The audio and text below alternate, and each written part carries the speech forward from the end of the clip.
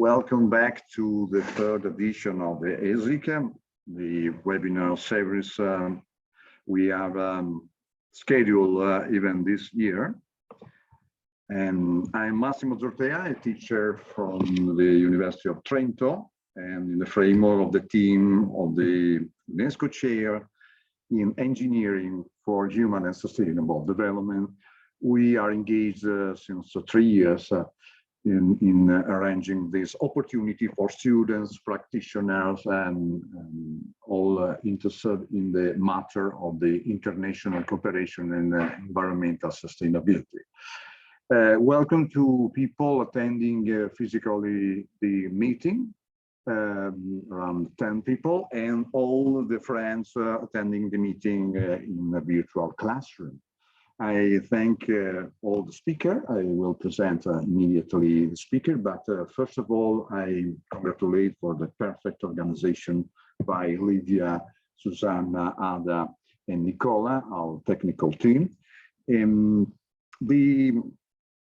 This time we are engaged in a specific matter: forestry, sustainable forestry tools, and especially the specific certification tools, and the engagement of private sector in using certification as a tool of management of the forests and the chain of custody, especially considering the recent approval of the new global biodiversity framework in Montreal, Canada, last December. It's a technical matter, included the consideration interesting for engineers, but not only for engineers. And this is why today we host different matters experts. And I want to introduce immediately our host, beginning from Navia from Jacobi. If my pronounce is not correct, please hit me. Navia is a PhD candidate, assistant professor in the Department of Economics and Management at the University of Trento, a colleague of mine, and also adjunct professor for the PhD program in International and Public Law, Ethics and Economics for Sustainable Development in the State University of Milan. She has a lot of other qualifications and experiences. I don't want to bother the audience with the long list, but congratulations for your engagement in the field of the combination of elements, social elements, economical elements, and juridical elements, also in the management of the ecosystem, forest ecosystems, and the economy of forests. Besides to Nadia, the colleague is Sara Lorenzini, a PhD candidate at the University of Milan in the same department, in the Department of Italian and International Public Law. Even Sara is engaged in the same field of combining politics, philosophy, and economics. So especially the social profile of the forest management. As usual, we combine in this web series the components of the scholar's typical field with the practitioner typical field. And this is why we have invited also Thor Kuchler, and even in this case, Thor, if my pronounce is not correct, please hit me. And that's right. Okay, a program manager of the Forest and Carbon Program in Gorongosa Restoration Project, developing a carbon credit program that aims to restore forests and address deforestation.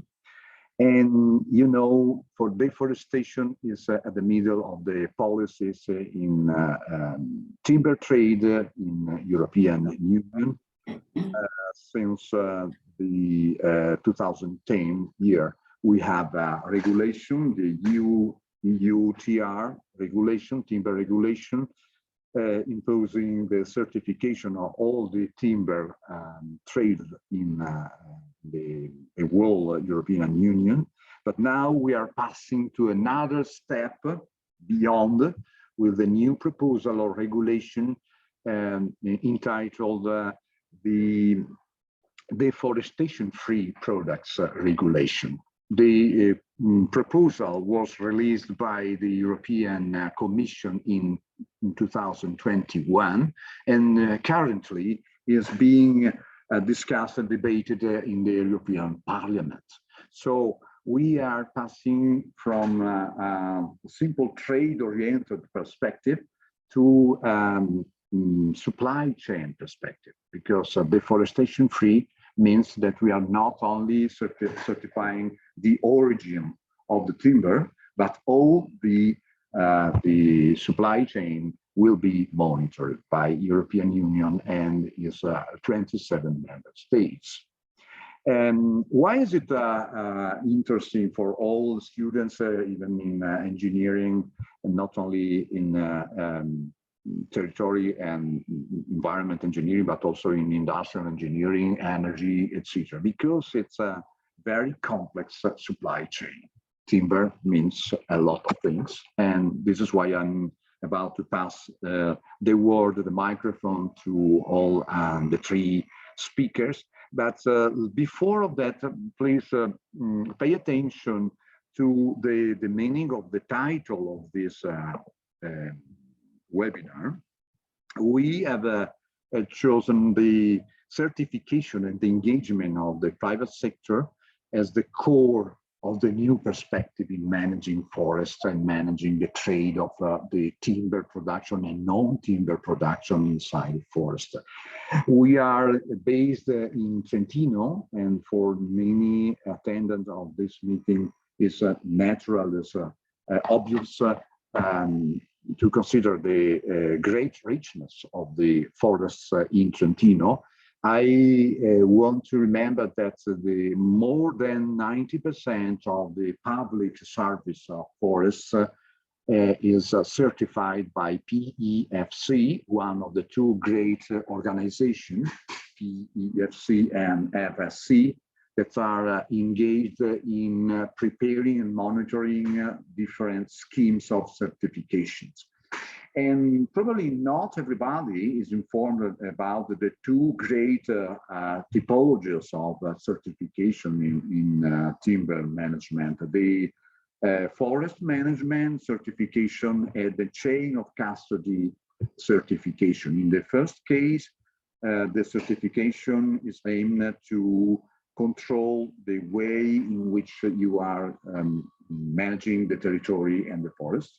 In the second case, the chain of custody certification, you are controlling the development of the entire supply chain, from the origin, from the final consumer, in whatever kind of use, buildings, infrastructures, biomass, energy production, etc., etc. That said, I want to cut myself and pass the microphone to Nadia. So Nadia, you have the floor. Thank you very much, Massimo, for the introduction. I will share my screen. Okay. Good. Can you see the slides? Definitely. Thank you. Yes.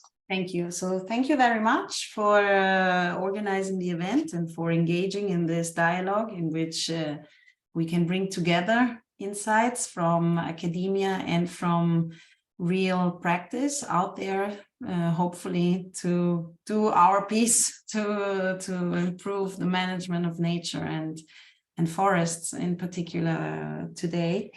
So the work that I'm presenting today is a joint work that Sara and me have been working on for about a year now. This is part of Sara's PhD. She is focusing on forests specifically, whereas I am interested in institutional solutions for the management of global commons like forests.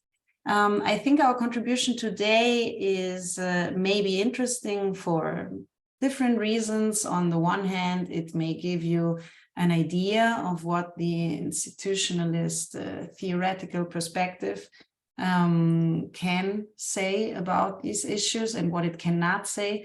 On the other hand, in our investigation, we found confirmation for the importance of the role of consumers in protecting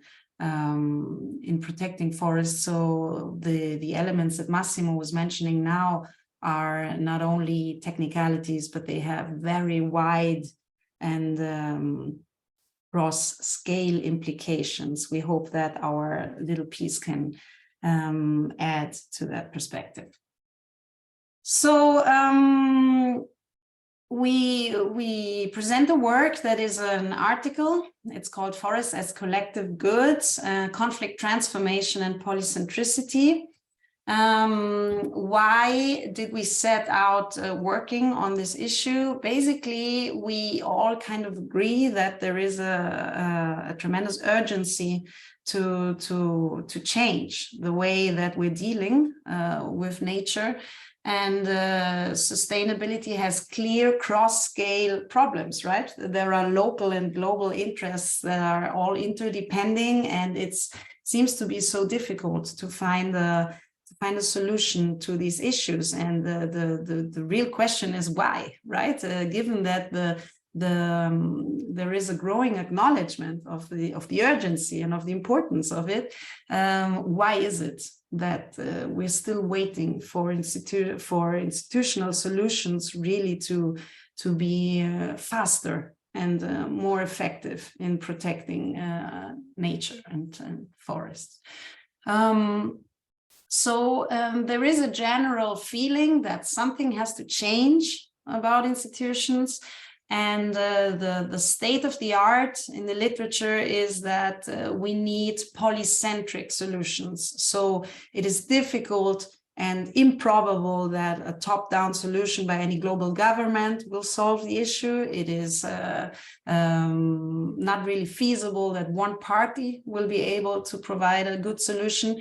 So the state of the art proposes polycentricity, which is a perspective on governance that stresses the need to account for different voices at different levels of the governance spectrum to provide an important solution.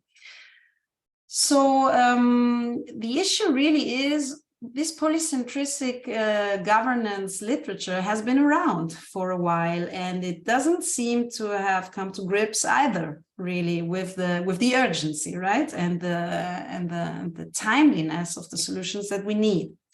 So what we try to do here is to understand why that literature that seems to be the most promising one still doesn't seem to be effective enough in providing new institutional frameworks to manage these important sustainability problems. And the kind of perspective that we adopt is we have to understand a bit more how we get to a polycentric solution, right? How do we get to a solution in which different parties with different interests listen to each other and actually agree on the fact that the most important thing is to find a solution? So for this reason, we have tried to investigate a bit more the conflicts around these common pool resources, like forests are an instance, of course, of them. Of course, there are other common pool resources like oceans, but we don't talk about them today. So we try to do two things. We have one theoretical contribution that we think we can give, and then we look at four very important conflict hotspots, so 4 cases of conflicts around forests to illustrate basically how these theoretical elements that we're thinking about are enacted in reality. Basically, what we also want to suggest is that, as often is the case, and as is also one of the increasing rationales, right, for promoting interdisciplinary research, is that one strand of literature is hardly ever able to capture the entirety of the mechanics and of the dynamics of the complexity that is underpinning the problem. So we also harvest from other theories that have an important tradition in the social sciences and bring them in to the polycentricity logic. And these theories are the social movements theories, bargaining theories, and deliberative theories. We try to understand whether the current literature that is mainly invoked to solve sustainability problems is adequate in understanding conflicts around the resources and how these conflicts eventually transform to create a new situation in which a new agreement can be found, which we deem a crucial precondition to actually enact institutional change. So just some rough data on forests, which you for sure already maybe had a look at or are more aware of maybe even than I am. Forests are actually a very important phenomenon on our planet. And so they cover about 1/3 of the Earth. And we are witnessing since decades, if not centuries, important losses in this common pool resource. We have lost a lot of forest land. And the current problem with policies is that reforesting does not immediately solve this dramatic problem, because for a young forest to be able to deliver again the kind of ecosystem services that a forest that is being cut down is delivering, it may take 100 or 200 years. So we have an important urgency in preserving the forests that are still there, while we may also reforest around the world. Forests are not just a number of trees. They deliver important products and possibilities of uses that are tied to their existence. So they are what has been called multifunctional resources. And most of the forests around the world are used in that sense. So they are not mere harbors of wood or timber for trade, but they are also home to, of course, to biodiversity, and also to human activities that are profoundly tied to the existence of the forest. Basically, what we focus on is that different types of uses may be coexisting, and the different types of uses are basically tied to a different kind of legitimacy that these users think they can rely upon for using the forest. This makes forests a kind of strange good, because it is a public good, but it is being used in different way by different collectivities. And of course, while some uses may be compatible with each other, so we can maybe use the forest as a tourist and walk around in the forest, and to some extent it may also be a space for biodiversity. There are some uses that of course, get into conflict. So if I want to cut down a tree to use the wood, that is in conflict with the biodiversity space that that tree would be providing to some species. So basically, forests are common pool resources. Okay, they are subject to rivalry. But we think that there is some institutionalist theory that actually captures this complexity of different users on the same public good better. This is why we refer to the notion of collective goods.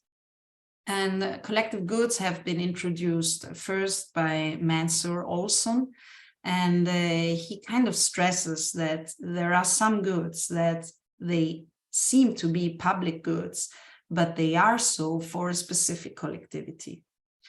And the way that we would like to recast the perspective is that a crucial point for the fact that sustainability issues are not being solved has to do with the fact that the same collective good, so the same public good, is being seen as such by different collectivities. And these different collectivities have different perspectives and perceptions of the good. So just to make an example that is not about forests, but that maybe all of us have already had some smile about, if you think about the Uluru, right, in Australia, this is a place that many tourists like going to, so it is perceived as a collective good of humanity, right, to go and visit that special Ayers rock. That's the English name of the Uluru. On the other hand, that is a sacred rock, okay, for indigenous populations. So the same space has completely different meanings to different collectivities. The important part, however, is that both collectivities think it's a public good, but the legitimate users of that public good refer to the institutional framework, so to the rules and the ownership that these different collectivities have in their mind. Good. So basically, we set out with this idea in mind and see forests as collective goods, and we can easily imagine that there are different collectivities who have an interest in forests, right? There are those who just want to walk around them. There are those who want to produce products made of wood. There are those who want to grant employment for people who work in the forest. So there can be many different interests that are not merely private, but they are collective because they refer to a larger group. Now, clearly, as many collectivities with many different uses in their mind, as they all seek to extract some benefit and some use from the forest, what can easily happen is that there is congestion. And you see this in this graph in the down corner of the slide.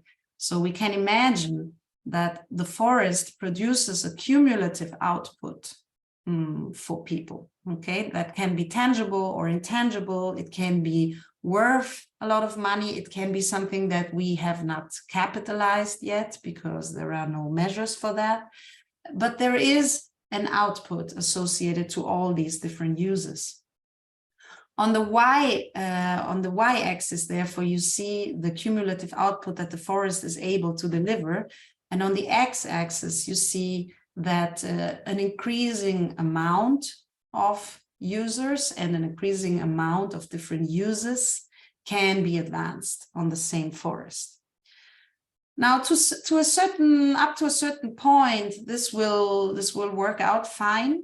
Okay, so the rivalry between different users will kind of be accommodated by the resource, up to the point in which congestion kicks in. Congestion basically implies that at some point, an additional use or an additional user will provoke the exclusion of some other use. So if I start cutting down too many trees, I will start having an impact on the biodiversity of the forest. Or if there are too many tourists walking around the forest, then the forest will use that sacred feeling it has for another collectivity. So basically what we suggest is that whenever we have pressure on the forest that is due to these different users and uses that are being advanced, we should think about this problem in a two-level fashion. And we suggest it is a two-level collective action problem that really creates the problematicity of finding a solution. At level one, basically, we have these different groups that have different perceptions of the forest. And they need to get organized. So, for example, indigenous people that have always lived in a forest and they have made a very subsistence use of forest products, they probably did not have an issue until that point that I showed you, in which the congestion kicks in.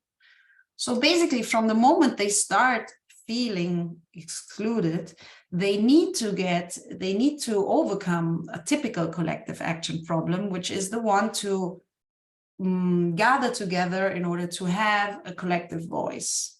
And that may sound easy, but it is not always easy, and it is not always cannot always be taken for granted that each collectivity that is making use of a forest may actually be able to get collectively organized to actually speak up and to have a common voice with regards to the forest.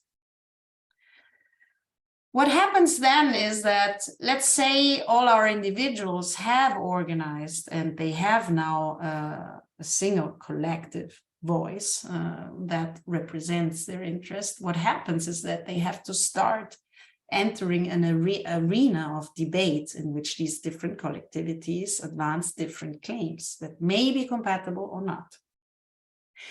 And this is the stage that we see as connecting this level one with the next one, the level two, which is basically a situation in which so-called distributional coalitions are formed. Distributional coalitions can form, for example, between indigenous tribes and NGOs, so practitioners, or other groups that have not the same interest, but the interests are very similar, or they have a common enemy. So different collectivities get together and form an alliance. And so it is at this level of the distributional coalitions that the real dispute about how to manage the forest will take place. At level two, therefore, we are at that point that we usually see, right? So we have private sector interests, we have public interests, which can be the conservation of the forest, but can also be protecting a certain sector, a certain productive sector from economic losses or from losing jobs. So the idea is that at this level too, an important shift that has to occur is that the distributional coalitions stop thinking only about their own interests, so only about their own slice of the pie, but that they actually get together and manage to think in terms of the size of the pie, which includes the sustainability, the health of the forest, so that it may actually survive and still be there in the future. So I would then now give the word to Sara, who will tell you a bit about the cases that we... Yes. Thank you. Yeah. So as Nadia was mentioning at the beginning, the idea is to let's say present 4 illustrative case studies that depict a bit all these mechanisms that we have tried to represent in the theoretical part. And when we selected the case studies, we chose case studies that come from the forest conflict hotspot that were defined by Mola, Udelgo, and Gritta in 2010. You can see them in the map, but they are the findings are from 2010, but they are pretty much the same today. And we selected case studies that where there is some issues involving forest, especially deforestation, even though they are not all the same, in the sense that in the first 2 cases, the one in British Columbia and the one in Finland, the issue at stake is the clear cutting of old growth forest for timber production. While in the 3rd and the 4th case, it is more, they are more concerned with plantations. So if there are some experts of forests here, we all know that plantations are not considered forest, but we selected these cases because usually this plantation, as it is the case in Brazil and Indonesia, replace forest. So there is an issue involving also forest itself. Yes, Nadia, you can go. And the case studies also, of course, differ one from the other for the context and the unfolding of the conflict, but they are quite similar in the fact that there are 4 categories of stakeholders involved, which we can represent, if we go back to the theoretical part, as 4 collectivities that are forest lion communities, so indigenous communities or local communities, a business organization, so the timber company in the first cases, or the plantation company. And then there are some environmental movements or NGO that can be local, but also national or international, and the government at very different level, local, again, federal, or regional government. And what we have tried to do through a comparative analysis of these cases is to track which are common action strategies that have led from conflict origin to conflict transformation. Nadia, you can go on. And we have tried to suggest how the social movement theories, the deliberative theories, and the bargaining theories can contribute to understanding of the unfolding of conflict before eventual polycentricity, so eventual cross-scale and multi-stakeholder governance can emerge. Here in the figure, you can see in the first part the common dynamics that we have tracked from the 4 cases. So these are the strategies, but also the key characteristic of the cases in time. And then in the first, so in the upper part, in the upper, let's say, panel, and in the lower panel, we have tried to depict one of the main findings of our research. Nadia, you can go on. That is the fact that conflict escalation in our, what we found from our case is that conflict escalation is necessary to level out or at least mitigate initial power asymmetries. So as Nadia was anticipating the theoretical part, in most of the cases involving conflict over forest, different collectivities starts from very different endowments in terms of material endowments, but also in terms of social capital and ability to organize, and also in terms of legitimization of their uses. So in the cases we studied, collectivities such as, especially the local or indigenous communities, at the beginning found themselves in a position of lower power with respect to companies and state. And they have to organize, so the first level, they have to organize in order to increase, they have to organize to let the conflict increase, because this is a strategy necessary to level out power asymmetries. And in the sense that through conflict escalation, they can change the other parties, so the companies and the state incentives to come to an agreement.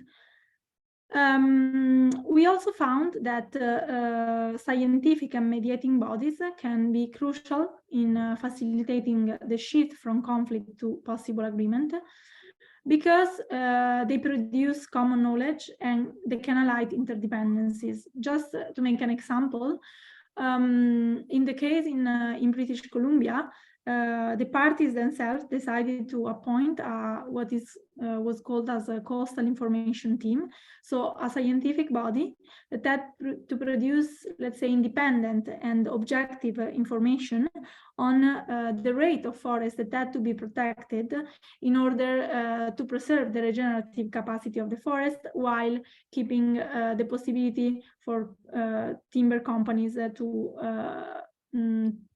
exploit the forest for their own reasons, also to provide jobs and sustain the economy of the country.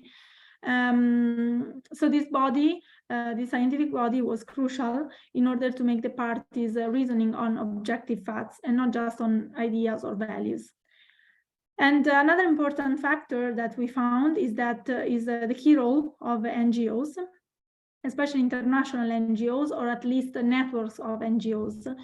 Because NGOs were, in all the cases, they were able and they were crucial in getting the case, in getting visibility to the case. So, for example, again, in the case of British Columbia, they organized very important market campaigns addressing customers and investors of timber companies. So working on affecting the reputation of the companies.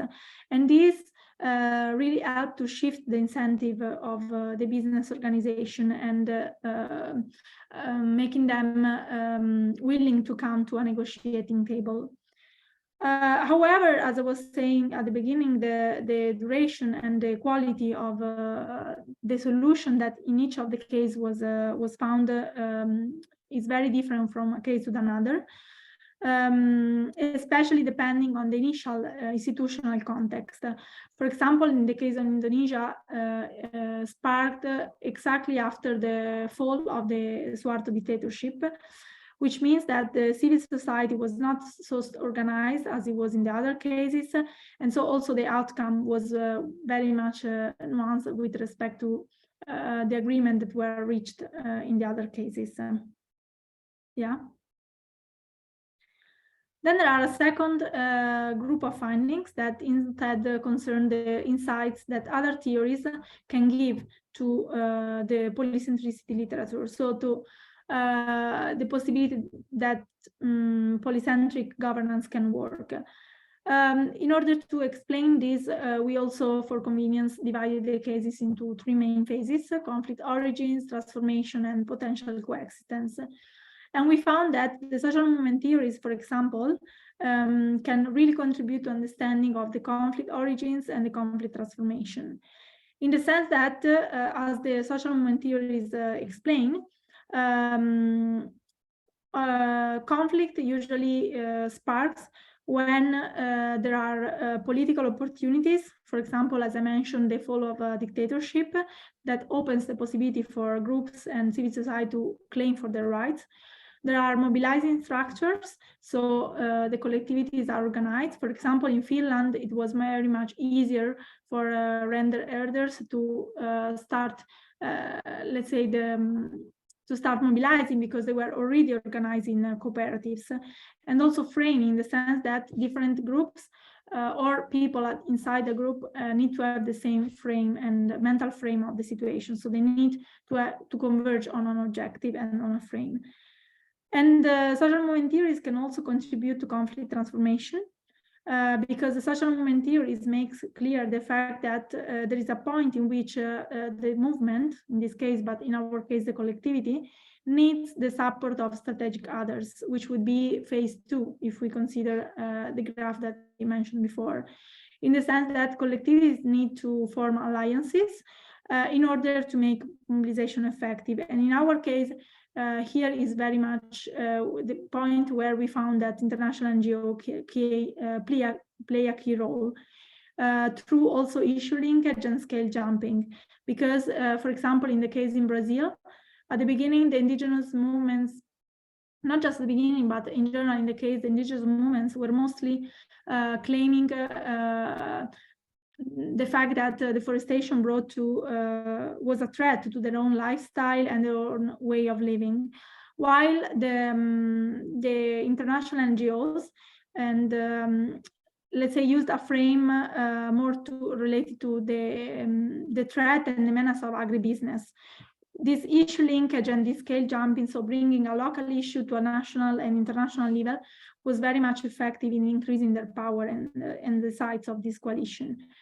Then bargaining theories instead really help in understanding also this phase of conflict transformation, as I said before, because in the bargaining language we have this idea, this finding that conflict escalation can change the opponent's reserve function. So the utility that the opponents see from the status quo and from changing the status quo. But the bargaining theories is very much important also in understanding the emergence of phase 3, so potential coexistence. Because what happens in phase 3 is what in the bargaining theory is called a move from a positional bargaining or distributive one, where parties see the situation as a fixed pie in which they claim their own position, to a principal bargaining where the pie can be enlarged, in the sense that they start bargaining not so much on their positions or values, but on something more specific and principled. And this is also what the deliberative theories stress, in the sense that according to the deliberative theories, deliberation is not so much about agreeing on a fact that there is a common good and a common value and a common objective, but agree on the fact that we disagree. So we have different values, we have different aims and different maybe visions of the forest, but we agree on working out a way to have these values, the uses, these objectives coexisting. And this is actually what happens in the cases. To conclude, yeah. Yes, I'm just going to conclude. The main conclusion is that while the polycentricity literature focuses on ex post capacity of institutional arrangements to deal with conflict, and this is also very much the international debate, so how institutions can contribute to a peace conflict, we found out that actually conflict in many cases is necessary, let's say, and unfortunately, because parties through conflict can resume equal power position to be able to agree on procedural rules for polycentric governance. Yeah. Thank you. Sorry for being some minutes above the time we had. Yeah, thank you. I think that was my fault also. Thank you, Sara. Thank you, Navia. I think that we have explored the forest exploitation and management from a social science perspective, but also the policy making perspective. That is important even for technicians, engineers, or agronomists and forest experts.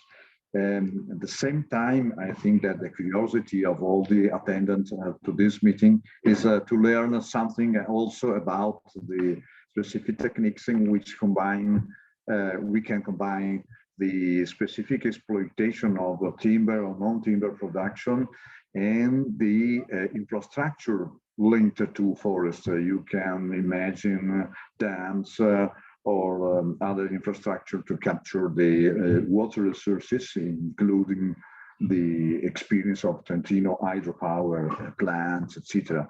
So the coexistence of structures, social structures, technical structures, and infrastructure means that we are posing at risk the exploitation, the balance in exploitation of all opportunities. And the conflict is also not only among people living in forests, but among and between people living outside and exploiting the outcomes of the economic and technical exploitation of forests, and people living inside that are the custodians.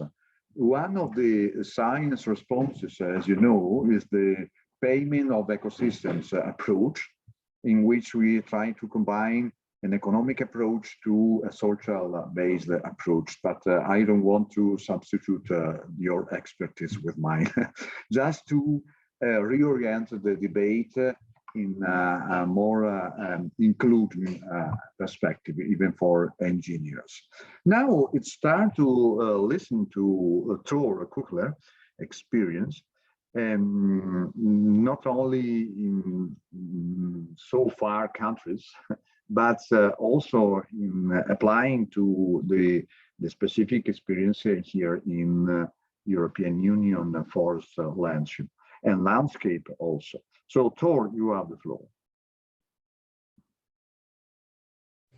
Thank you. Let me share my presentation. So thanks, Navia and Sara, for your presentation. Yes, it's visible. I will focus a bit more on highlighting some practical examples in the field, examples of strategies that are related to the theory that you just explained. I myself found quite some interesting points of connection. And I have to say, I didn't include slides on certification or forest specific. Well, not specifically to forestry or like silvicultural or timber exploitation operations. I took a bit of a wider approach to nature management and sustainable development in forested areas. I worked since February last year. I've been working in Mozambique for National Park Gorongosa, and the NGO that manages this park is called Gorongosa Restoration Project. And last year, I've been also working with a sustainable forestry company who are working in the same landscape. So I will just give a bit of an overview of this landscape of the organization, Gorongosa Restoration Project, and their approach to conservation and sustainable development, and how they integrate that and deal with the complexity that's inherent to dealing with those kind of things on that level, on that scale. And then I want to zoom in a bit on the market-based strategies that they have adopted to do that. And those include mainly agricultural value chains and carbon credit program that we are developing. And then I want to zoom in to a specific area within this landscape, which is Mount Gorongosa, which is an interesting case to discuss this kind of theory and this kind of strategies. So the Gorongosa project, this is a landscape, and it's close to 1 million hectares and consists of a national park, areas designated as national park, and this is a kutara, so this is originally a hunting concession. There's a lot of forestry concessions operated by different concession holders. Then there's community conservation areas, so areas that are recognized as community land and that are governed by local communities, and lands which do not fit in those kind of sort of legal frameworks. So the park consists of the national park and a large buffer zone around it, in which the Gorongosa Restoration Project has a lot of various interventions. The organization consists of a long-term management agreement between the US-based Carr Foundation from philanthropist Greg Carr and the government of Mozambique. And in this whole landscape, there's living around 200,000 people and a large variety of ecosystems. Here, this is Mount Gorongosa, which is it's like a small mountain range with Afro-montane forest, very, very rare kind of forest type in Mozambique. And here you find a much more miombo dry woodland, which is sort of open woodland with more grass. And there's a lot of timber being harvested there, also some very precious hardwoods. And this is basically the end of the Rift Valley that's extending through the whole east of Africa. And there's wetlands and a very high density of wildlife.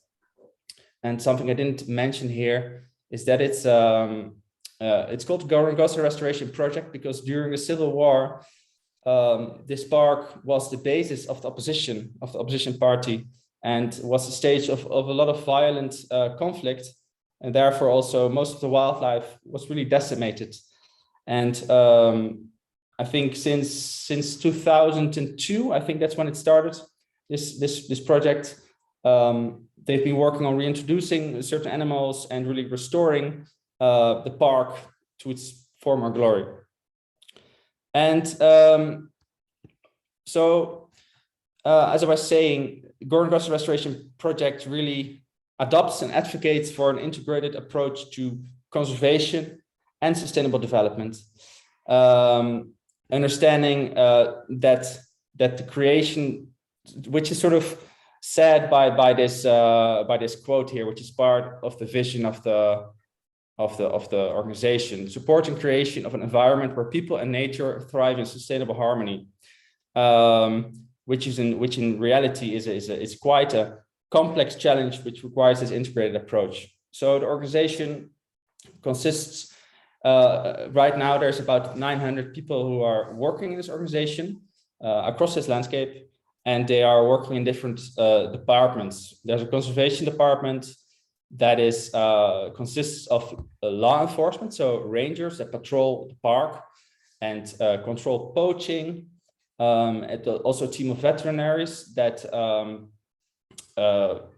control the health of the wildlife populations, and also are involved in reintroduction of certain animals, in particular predators like wild dogs and leopards and hyenas recently. Then there's a large, quite well-established science department where a lot of international scientists, mainly biologists and ecologists, come from around the world to do research in the park and around the park. Actually, it's sort of a linked to Edward O. Wilson, who it's also called the Edward O. Wilson Lab. So he played a role there in developing this laboratory. And there's also a master's program for Mozambican scientists, students.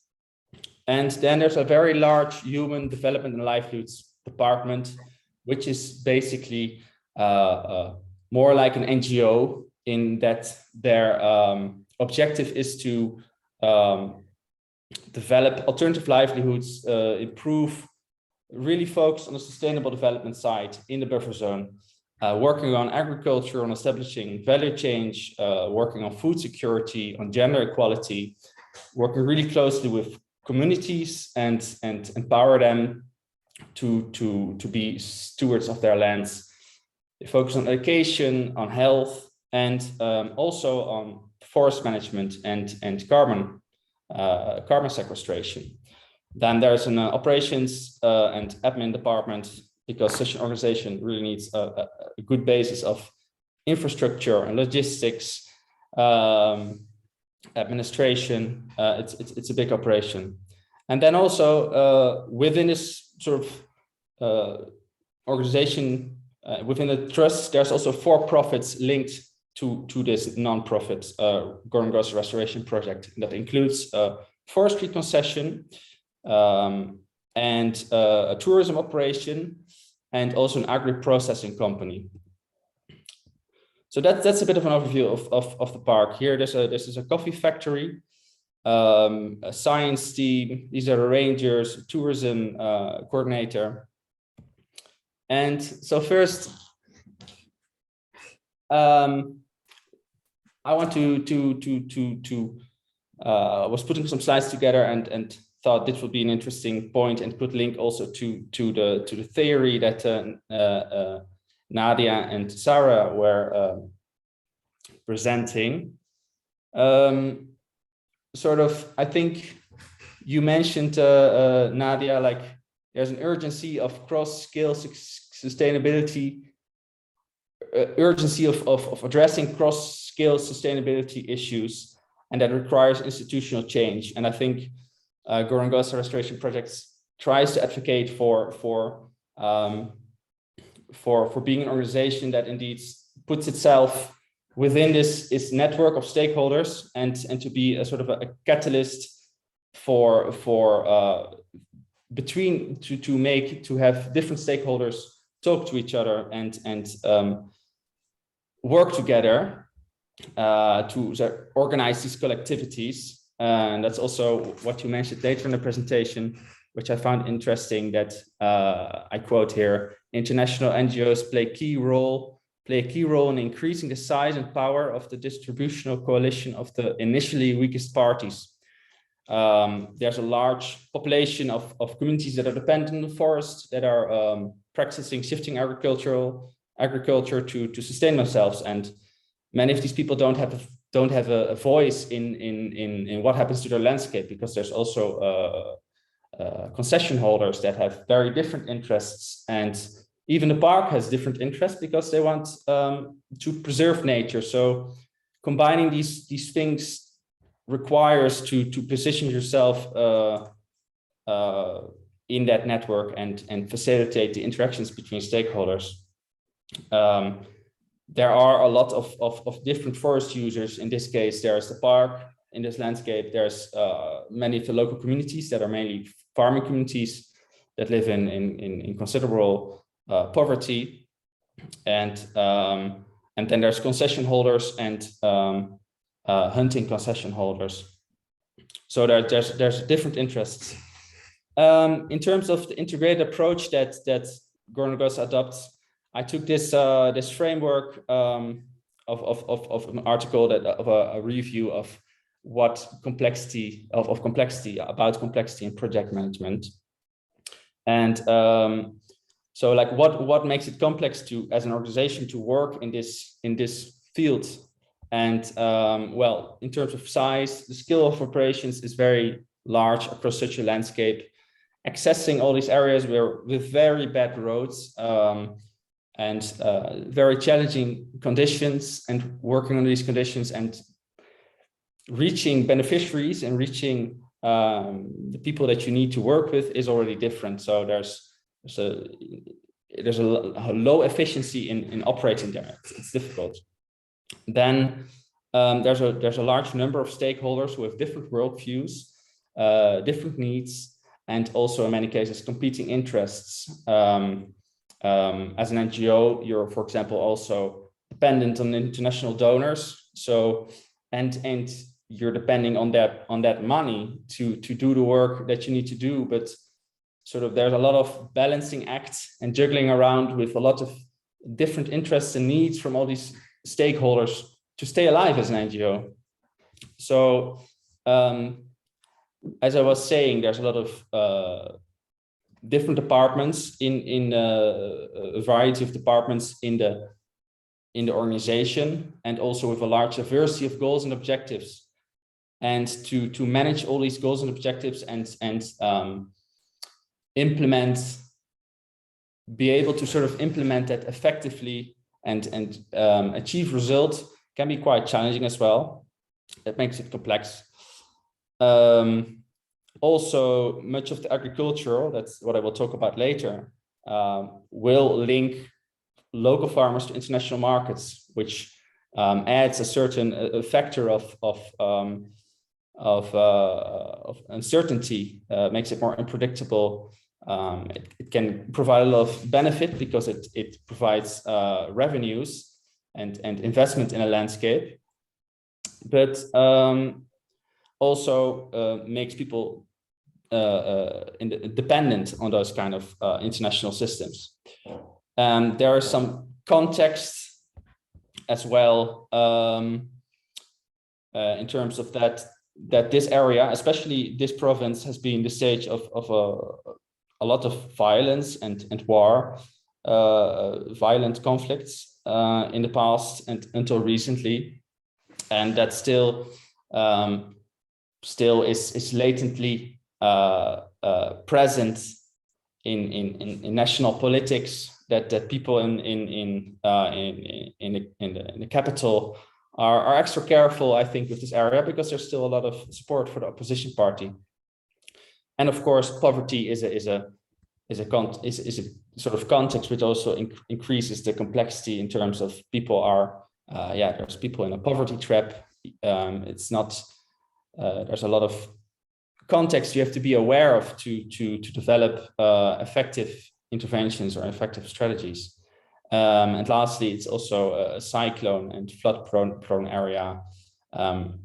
Before my time, when they were setting up this coffee value chain that I will talk about, the manager that was working here told me about that they were building this coffee project basically in an area where on a daily basis there were people with guns walking around the streets, and there were shootings, and they were investing actually in building up this coffee value chain. And then when they were building the factory, the cyclone Idai, a very, very big cyclone in 2019, if I'm correct, happened. So that's quite a dynamic environment, so to say, in which to do this kind of work. So how to deal with it? I think first of all, understanding how the elements within the system are interdependent and interrelated. For example, what does poverty mean for deforestation? Many people that are that don't have an income, don't have a job, that have difficulties to survive, to find enough food, will naturally depend more on forests to provide fertile soils, because they don't have any money to buy inputs, or they have more trouble with accessing land for production. Or another example could be education and child marriage. A higher level of education usually makes that young girls are better able to choose for not marrying or not getting kids. Well, the choice is debatable in some cases, but just as an example, these are things that are in the system are interrelated. And for example, maybe you can reduce hunger by working on financial skills. And so you have to think about a lot of different approaches and a lot of different dimensions of this whole system to develop effective strategies. That's also why to sort of capture this holistic idea, the organization follows the One Health principle, that the understanding that healthy ecosystems also mean healthy wildlife. This is an error: healthy wildlife and healthy humans.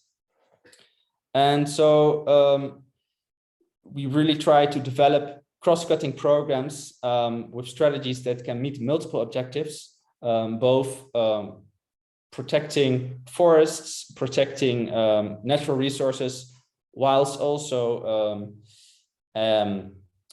generating income, addressing food security, addressing gender equality. And it's really about addressing these key system leverage points. Where should you focus to make the most impact?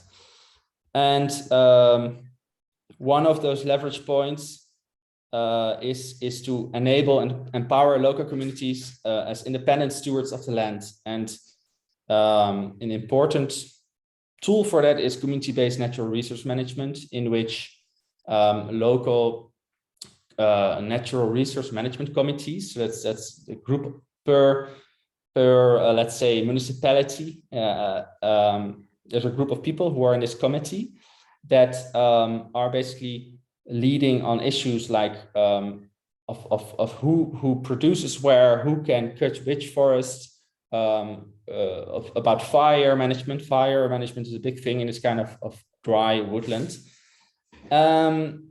So that's a very important tool in empowering local communities as stewards of the land, and that's also supported by the Mozambican law.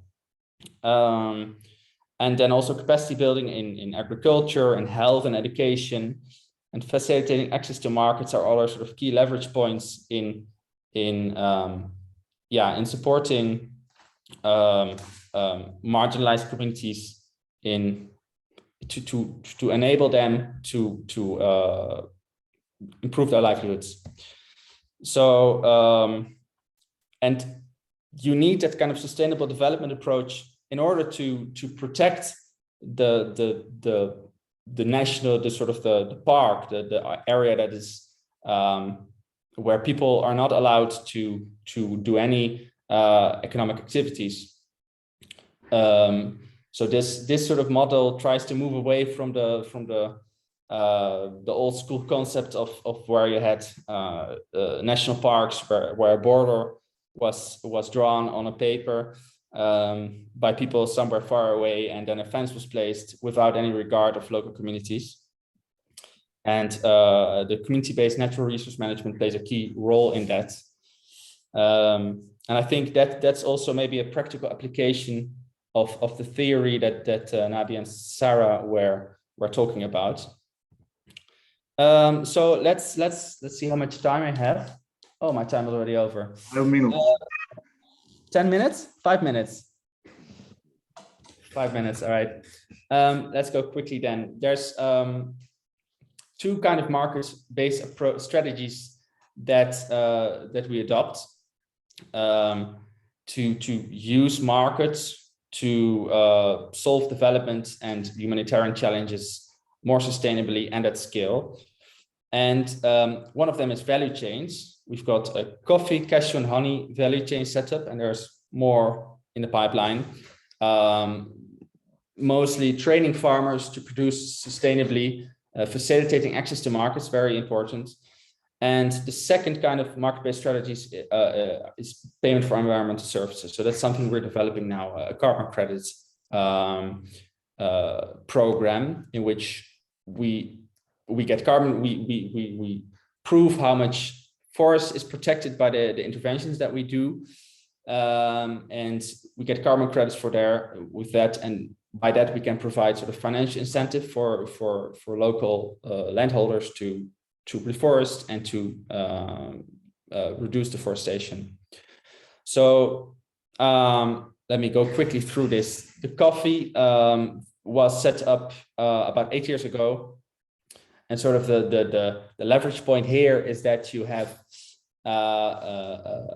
coffee, which is a crop that provides people with income. It's a cash crop which has a fairly stable market, and in combination with native shade trees. So that's sort of the conservation component. After the coffee, after about 20 or 30 years, it's not productive anymore, you will remain with forest, because this happens on Mount Gorongosa, and Mount Gorongosa is very deforested. So this is one method, one strategy that has proven to be effective. And this is managed by Gorongosa Project as a non-profit, and the coordination of the coffee value chain and the training of farmers is done by Gorongosa Restoration Project. And then next to it, there's a for-profit with who we're working very closely together, who's doing the processing, packaging, and the sort of the marketing and market linkage.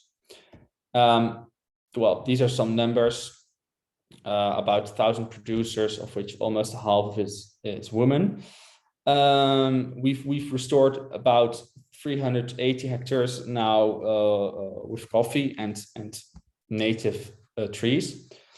And cashew is a very similar story, although here cashew is a tree crop, and the mechanism there is that if you can get farmers to invest in tree crops, they people are more bound to the land. They invest in that land because they plant a tree and they want, for the coming 10 or 20 or 30 years, they aim to get a return on their investment, and therefore also reduce their need to cut more forests, to plant more trees, to plant more short cycle crops.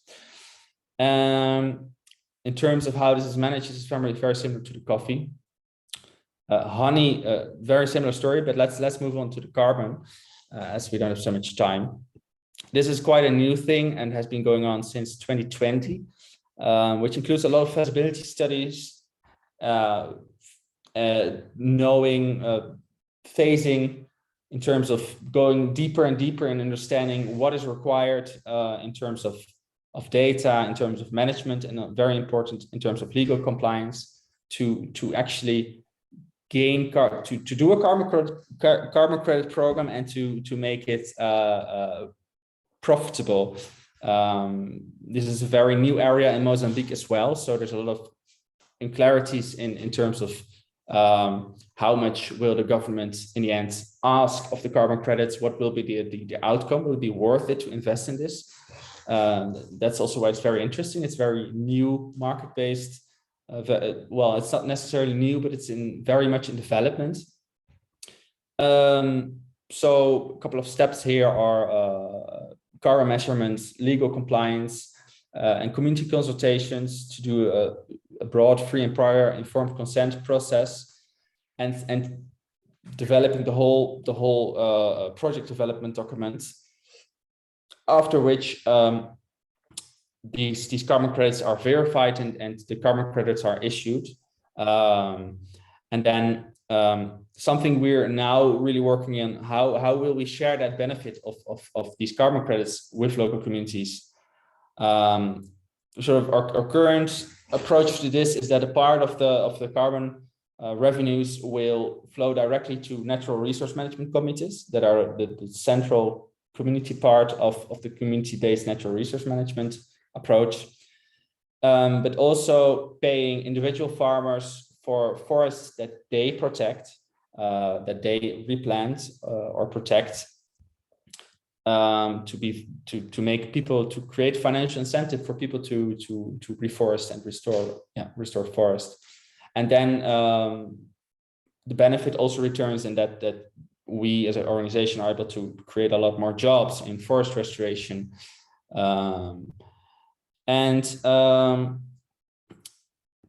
There's a couple of concepts really important in carbon, which is additionality, permanence, and leakage. Leakage is not here. These are sort of key factors in when you develop a carbon program. You have to really show to the carbon verifier that the carbon reductions, or the carbon that you sequester or that you reduce from being emitted, are actually could not be achieved with other kinds of funding. And also permanence, you have to show, really be able to really support that the trees that you plant will be there for a long time. Permanent is a very difficult term, perhaps. And leakage is that you have to make sure that the trees that you prevent from being cut down are not cut down outside of where you're working. So that's some kind of things that you really have to support with a lot of data and numbers and models in this kind of project development document. So that's what we're doing now, and positioning ourselves in terms of how do we sell our carbon credits, how do we share the benefits indeed, and also how do we reforest this huge area of land. We have two types of... 1 minute, close? Please. Sorry? 1 minute, sir. 1 minute, okay. Yeah, 1 minute. I wanted to talk about Mount Gorongosa, in which sort of all these things come together. But I think we can also move on to discussion, and who knows, maybe in the discussion I can use this as an example. Thank you. Thank you so much, Thor. I think that we had the opportunity to touch with our hands the complexity in managing a so large list of issues. But now I think that probably many of the attendants of this meeting are curious to understand how to deal with their future job perspective, how to combine this theoretical and important approach with the three theories presented by Navia and Sara, and the specific experience in which Thor is applying in a specific project approach and the context of Gorongosa. It is paradigmatic, but we have a lot of experiences even in Southeast Europe or in Latin America, etc. Very similar. My comment before giving the opportunity to put some question is that I'm finding in these two different perspectives and presentations the grounds of the three main goals of the CBD, the Convention on Biological Diversity. Since 1992, we have an international law instrument guiding the process of valorizing and taking care of biodiversity and also of forests. And the three goals, as you know, probably are conservation, sustainable use, and last but not least, the fair and equitable sharing of the benefits, because it's not enough to exploit in a sustainable way first. You must guarantee that all people involved in the custody of the forest and the ecosystems are involved also in the benefit sharing. And this is the specific aim also of the 20 targets of the new global biodiversity framework. We have a structure divided in 4 different goals and in 20 targets, so sub-goals, let's say. And about the job opportunities, I see that there's a lot of different matters and disciplines involved in the audience today, and not only engineers or environmental engineers, but also industrial engineers and engineers, etc. And I think that this is a very interesting approach we can put in our professional perspective, because forests are complex, and the approach of the future professional engineers doesn't matter if you are not an engineer. You can be an economist or an expert in forest law, for instance. That is very important, or in policy making, in managing the exploitation of the forest. But you have to adopt an interdisciplinary approach. You cannot be closed in your specific technical or juridical or political or social science perspective. Forest teaches us that it's important to combine different disciplines, different kind of knowledge. And for instance, I have here, I see that we have a researcher in ETI4 consortium. ETI4 is specialized in managing solutions, technical, scientific solutions, and also market-based solutions. For instance, the Wow Nature initiative by ETI4 is another market-based solution in which we are using internet as a typical marketplace in order to sell not only products coming from forest, but technical solutions and innovative services. So this is very interesting. You can think of the science of materials, for instance, how to manage the wood material in building up the sustainability of all the urban settlements, the infrastructural approach with wood, etc. So there's a lot of other solutions and services that we can provide people with in innovative ways. Now, let me ask whether you are interested in some questions or issues or comments. Please feel free to intervene. I just ask to the people here to come to the microphone, please. Ada.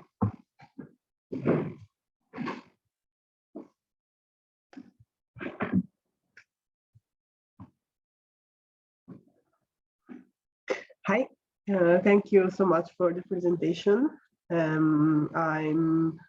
First of all, I'm happy that you three know a bit each other and your work, because I think they're very linked. And maybe especially a bit more the job that Thor made before, that I would like kindly to ask him a bit more of his experience, because as you, Sara and Navia talked, sometimes we are a bit used to think about that the big companies, the foreign companies are the problem in forestry, and it obviously happens the majority of the time. But sometimes there are also, I think, a good example of private sector, and especially foreign private sector, that can try to implement a good project, obviously profit projects, but that manage to combine also the sustainable development, both for the environment and for the society, especially the local communities. So my question for Thor is if you can talk a bit on your experience in Levasplor, just to say that to report this experience of the private sector to have a comprehensive vision, because we talk in an academic way, in an institutional and NGO aspects, and I think that also mentioned the private sector is very important. Thanks. Yeah, sure. So last year I worked with Levasplor, which is a Swedish-owned forestry company based in Mozambique, and they are one of the they manage this forestry concession. I can actually show where they are. They manage this forestry concession in this landscape with the park, with a lot of other forestry concessions next to it. And they are one of the only forestry concessions in the whole of Mozambique that are Forest Stewardship Council certified. So they are one of the only certified forestry companies in the whole of Mozambique. This quite recently they had an audit, and that was all very positive. The auditors were very happy. And next to their, so their core business is timber exploitation, but they also have carpentries. So they process the wood into smaller wood that's sold for uses by companies or particular people, or they also build houses. And one of their main products is actually railway sleepers. So the big pieces of wood that are used on railways. And they've got some smaller, more high value products from more valuable hardwoods. And often people think about forestry, especially when people are talking about tropical hardwoods, people become really careful about like, oh, this can't be good, because everything that people hear about tropical hardwoods is that it's deforestation and that it's linked to environmental degradation. That's not always the case, but unfortunately, in the landscape surrounding the Leverstock concession, there's many concessions that are, that are not. They don't have they don't comply with laws. There's a lot of concession holders who sort of contract the exploitation out to Chinese loggers, and by law you cannot transport round wood, so like whole stems, out of the forest and out of the country. Only processed woods you can export out of the country as a sort of control on illegal timber extraction. But when you drive on these roads, there's so many trucks that bring that you can see the black wood, which is a very, very expensive kind of hardwood and other kinds of hardwoods, without any registration, and then you know for sure that this is actually illegally harvested wood. And next to their timber exploitation, Leverstock is investing in a lot of sustainable development projects, which do not directly have a profit related to it, not at all actually, really for sort of the benefit of the landscape and of the community, and in the end, of course, also for the sustainable sustainable management of the forest as a whole. For example, last year I've worked on setting up an agroforestry project in which we wanted to, in an agroecological way, intensify the land use and also diversify the crops that people produce in order to address hunger and also contribute to income generation. Also, they've got environmental education projects, and they are working with a couple of people to set up a small beekeeping project. So interestingly, they really want to do the best that's possible. What I found interesting to see is that between this for-profit and non-profit kind of organization, it's actually difficult to operate a for-profit company and also do non-profit activities in the same kind of organization. So that's also why they now decided to set up a foundation next to the company to be able to also acquire public funding for those kind of projects linked, well, in conjunction with the business, with the core business. That's some of the experience. I don't know if you've got any specific things. Thank you so much. Other questions? Also from home online. Maria Giulia. Good afternoon, everyone. And first of all, of course, thanks for all the speakers. It was very inspiring, insightful. And my question is for Thor. I would like to ask you which kind of scheme or mechanism are you using for the recognition of the credits, and in which market are you selling the credits? So we will get verified carbon units verified by Vera, and this is so this is the how do you call it? Yeah, voluntary carbon offset market. So we are working with a carbon broker based in the UK, who's experienced with this kind of projects on a large scale. They work also with projects in Indonesia and in different landscapes, and they are basically they help us navigating in this world, in these markets, and helping us to get investment to do this project, and linking us to sort of the investors that would fit with our kind of project and our kind of vision. Okay, thank you so much. Thank you for the question, Julia, because in regards of the markets of ETS, for instance, there's a very interesting development. Just in December, the European Union decided to enlarge the market-based approach in carbon storage and credits, because now the great emissioners are only in the flights and aircraft market and in some industrial specific areas.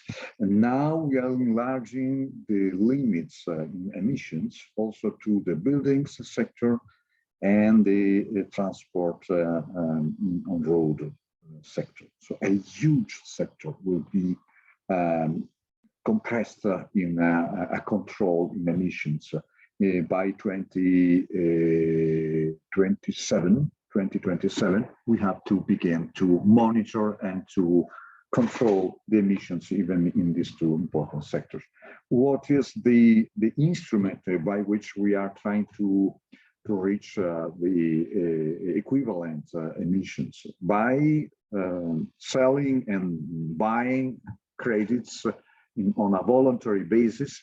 And I don't know if everybody is perfectly familiar with the carbon storage and the mechanism of certifications, etc. But in a very simple way, we can explain the carbon credits market on a voluntary basis with the mechanism which you have some activities by which you are sparing emissions, avoiding emissions. Okay, you sell this avoidance to great emissions, and with the certification, we guarantee that really you are sparing the emissions 1 tons or more, depending on your value, the value of your activities. So, especially in development cooperation, this mechanism is very well known. And I remember an initiative by the autonomous province of Trento 7 years ago, Emission Zero project. There was more or less 100 small organizations that took advantage of the grants of the province. And some of them were contacted by the sellers, the emission trading expert companies, intermediary in selling and trading the carbon credits, and they were granted with and awarded for their commitment and engagement in planting trees or making projects in agroforestry, etc., capable to reduce the emissions. They were rewarded with some economic benefits by the great sellers and buyers of carbon credits. So it's a very concrete way in which we can combine traditional products ourselves and markets with new innovative items of market, because you are selling not apples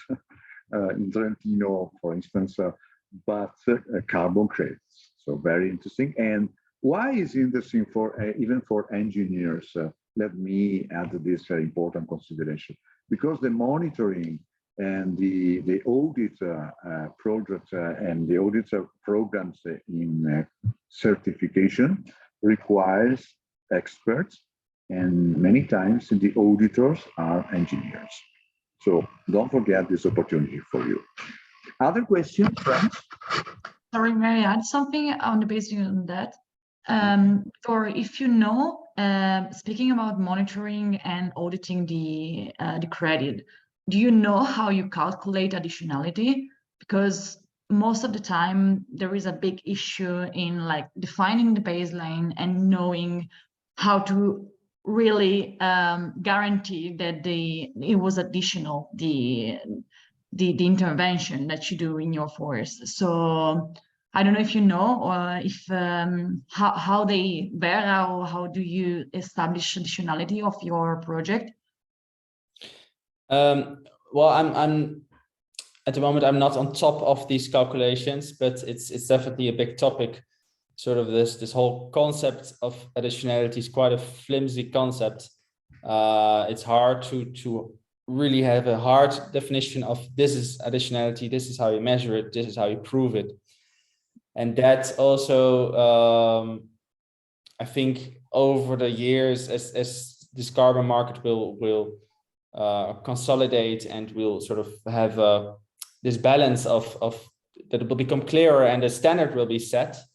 Until then, people will also use it. Quite recently, there was this a project in Peru, very large landscape. It was in the news in a garden article that really, and that most of that was just air. Nothing happened in that project, but they made millions on carbon credits. So there you see that this loose definition of these kind of key concepts, additionality, leakage, permanence, actually make this market less reliable, and I also think therefore, maybe also more volatile. So there's a lot of commentaries you can have on this market as well. But for now, people really. Experts also really see that the prices are that much more people are starting to participate in this carbon market, and that also prices per carbon unit are increasing a lot. So, yeah. Okay, thanks. Okay, friends. Some comments by you, Nadia and Sara. For instance, I'm curious to know what is your opinion in preventing conflicts in the distribution of the benefits in selling the carbon credits, because many times the smartest people are capable to capture all the benefits in selling the carbon credits, but the benefits depends on the ecosystems and on the way the community takes care of the whole forest and the specific project of certification. So what's your opinion in prevention of conflicts? So if I may, I had a lot of comments and questions for Thor, but I cannot ask them all because it's pretty late already. But I think it's a very interesting project design, and also not only from the environmental sustainability viewpoint, but also from the project development viewpoint. So when you mentioned that you have a 30-year project cycle management plan, that's really awesome, right? When do you have that in a development project? So I think it's a very nice project. I think what is key is this community organism that you have, this committee. Because that body is potentially the body through which you can accommodate some conflicts, and you facilitate that getting organized, right, by the community. I think what is usually a bit of a development project issue, and I mean, I think this could open up a very large debate, and I myself don't have time to get into that now, but what would be interesting for me would be to know how many of the groups, of the local groups that are involved, right? The local farmers that are doing this shift, and all the people that you presented with this landscape of complex constellation of actors. How many of these people actually voiced the need to work in that direction? And how many of these groups are just following your nice development plan? Because that is also often an issue, right? If you don't have really the grounded ownership of the project idea in the actors, then although it may be perfect, it could then have issues in the continuation, and conflicts may arise also more easily. So in that way, you have more or less responded also to the question put by Stephen from Florence about the opportunity to address conflicts and focus conflicts to achieve sustainability. The community approach, a common vision, common policy making, common exploitation, and also common distribution of the benefits. So thank you, Sara. Yeah, I just wanted to add to answer to the question that was posed in the chat. I think that if we think about sustainability, even though sustainability is often considered, as equal to environment, actually we have to remember that sustainability is the combination of the three pillars of environmental, social, and economic pillars. So I think that conflict between these collectivities can be focused to achieve sustainability in the sense that conflict, so the collectivity, when the conflict spark, create a point of breaking something. They break something, they break the idea that the project, there can be a certification project, a plantation project, or whatever project is good, and they bring into the discussion other points of view that and other interests. So if the conflict is well managed, it can end up in making these different interests coexisting. That is actually the ideal goal, let's say, of sustainability, which is not just environmental. Also, because in many cases, the communities themselves, I think that is the second misunderstanding, apart from considering sustainability just environmental, is that indigenous or local communities themselves are supportive of pure conservation, which is not the truth.